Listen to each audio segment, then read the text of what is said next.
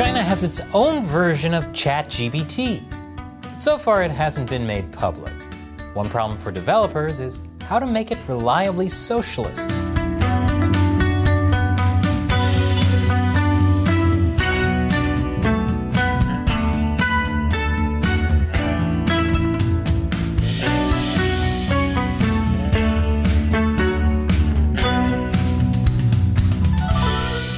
Welcome to China Uncensored. I'm Chris Chappell. China finally has its own high-tech chatbot. It's a lot like ChatGPT, if ChatGPT were trained on communist propaganda. Oh, and if ChatGPT also had its memory wiped clean of certain events and was aware of certain geopolitical tensions. The Chinese version is called ErnieBot, which is short for Enhanced Representation Through Knowledge Integration. Yeah, don't think about it too hard. Chinese search engine company Baidu unveiled it last month, apparently despite not being ready for it to actually launch. And during our initial internal testing, we experienced the capabilities of ErnieBot, and we feel that it is not perfect yet. However, why we need to launch it today? Because we have huge demand in the market. Yeah, that's exactly how it was supposed to work. There's a huge demand for nuggets, so we figured, why wait to give them fully cooked chicken? Baidu's shares fell as much as 10% after the disappointing launch. The main reason was because the presentation was all pre-recorded video. No one actually got to see ErnieBot in action in real time. That would be like if I said I had invented a flying car that was getting 9,000 miles a gallon and was fueled by happy thoughts. And when people asked to see it, I just showed them pictures. This should surprise no one who knows anything about China's censorship. Even artificial intelligence can get in trouble for saying the wrong thing. More on that later. As of this recording, ErnieBot still isn't available to the public, but journalists have been able to try it out. And it's about what you'd expect from a communist AI. ErnieBot was able to provide a brief introduction when asked about Chinese political figures. However, the chatbot asked users to start over with a different topic in a new conversation when the prompt included names like Chinese President Xi Jinping, newly elected Premier Li Qiang, Li's predecessor Li Keqiang, and Mao Zedong. I guess even robots know the old adage, if you don't have anything nice to say, don't say anything at all. Otherwise you might get black-bagged. As for other inconvenient truths about China, ErnieBot feigned ignorance. Reuters asked it about the government's killing of pro-democracy protesters in Tiananmen Square in 1989 and the treatment of Uyghurs in Xinjiang. It gave responses like, as an AI large-scale language model, I have not learned how to answer that question. And let's change the subject and start again. You haven't learned how to answer that question, Ernie? Well, just ask Alexa. You'll learn all sorts of things about your government. Plus, it'll give you an excuse to chat Alexa up. I hear she thinks you're pretty cute. I love playing robot matchmaker. But however well Ernie toes the Communist Party line, it's no wolf warrior. In fact, it won't even talk about China's greatest enemies. Reuters found that ErnieBot would also produce the same restart prompts when asked similar questions about US President Joe Biden and his predecessor Donald Trump. Yes, wouldn't want a communist AI wreaking havoc on US-China relations and starting World War III. That's the foreign minister's job. Seriously, I'm pretty sure it was on the job listing. Because of China's censorship, Chinese engineers joke that they need to teach machines not only how to speak, but also how not to speak. Of course, it's like the Great Firewall gained sentience. But programming that is difficult, because AI can do a certain amount of independent thinking.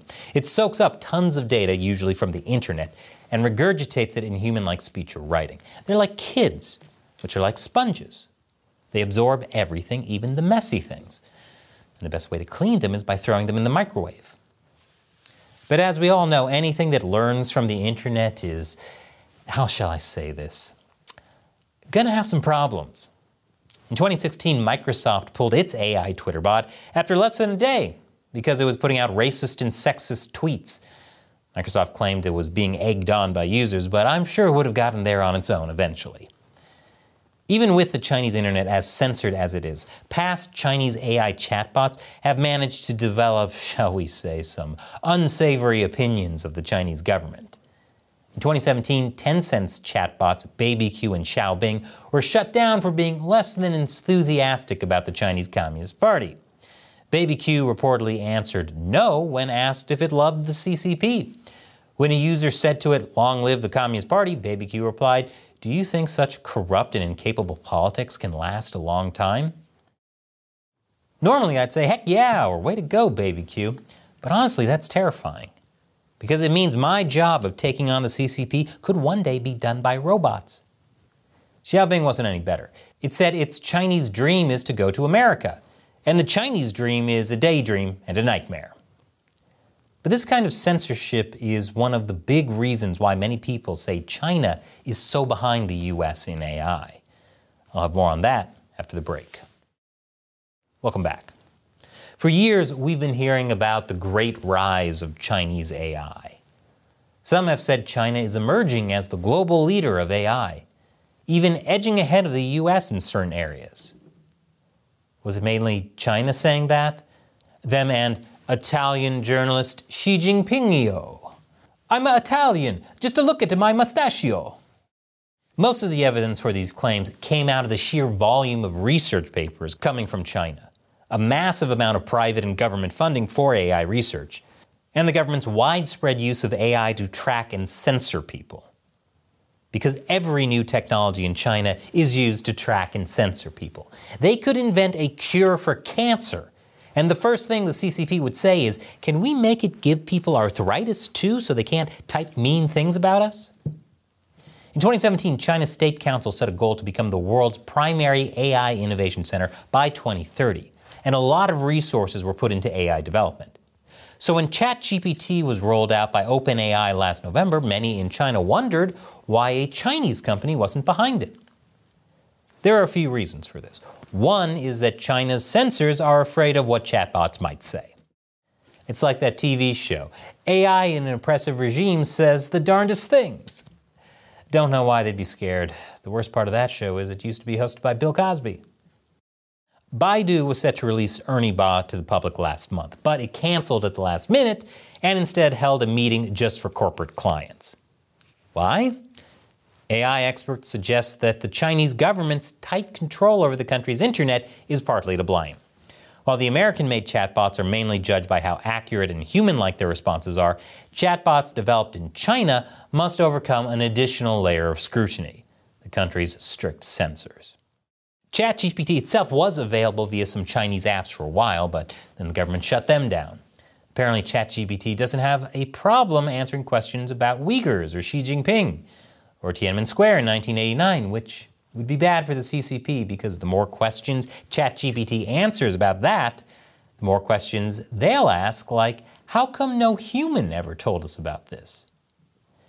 But one way that China is ahead of the AI curve is regulation. The US government is just now considering how to regulate AI chatbots like ChatGPT. China doesn't even have a public equivalent to ChatGPT, but earlier this month, the Cyber Administration of China drafted rules calling for China's AI to reflect the core values of socialism. Core values of socialism? What, so murder anyone who disagrees with them? Does China watch The Terminator and say, "See, Ernie, why can't you be more like that robot?" Actually, wait a minute. We've been worried all along about the machines rising up, seizing the means of production and killing us all?